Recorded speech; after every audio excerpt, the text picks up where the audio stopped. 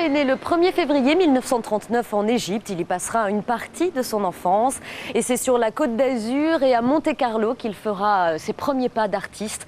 Claude François était très attaché au Sud, très attaché à notre région. Nous allons en parler avec nos invités. Tout d'abord, Isabelle Fauré.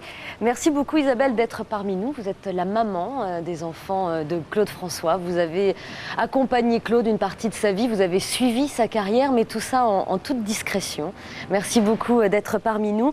Et parmi nous également Julie Jans, que l'on retrouve dans l'émission C'est mieux le matin sur France 3 Méditerranée. Mais aujourd'hui, ce n'est pas la collaboratrice de France 3 que je reçois, c'est Julie Patou.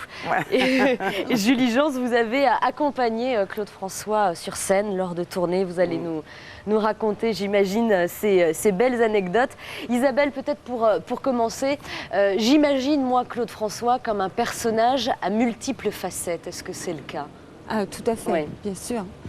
À la fois un homme d'affaires, un chanteur, bien sûr, un artiste, mais aussi un homme, un père, et un homme passionné par la nature, par la vie, par énormément de choses.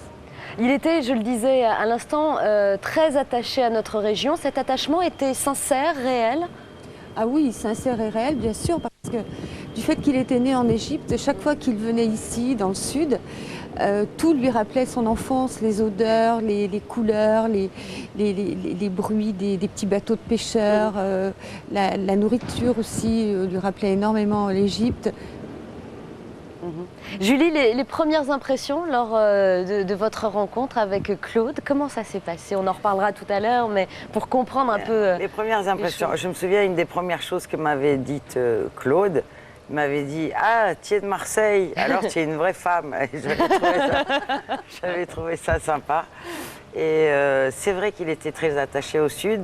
Et c'est drôle parce que lorsqu'on faisait des tournées, lorsqu'on était du côté de Toulouse-Carcassonne, j'adore les gens de Toulouse et de Carcassonne, il disait quand même qu'il n'y avait pas la même odeur que Cannes, Nice, Marseille et la Côte d'Azur.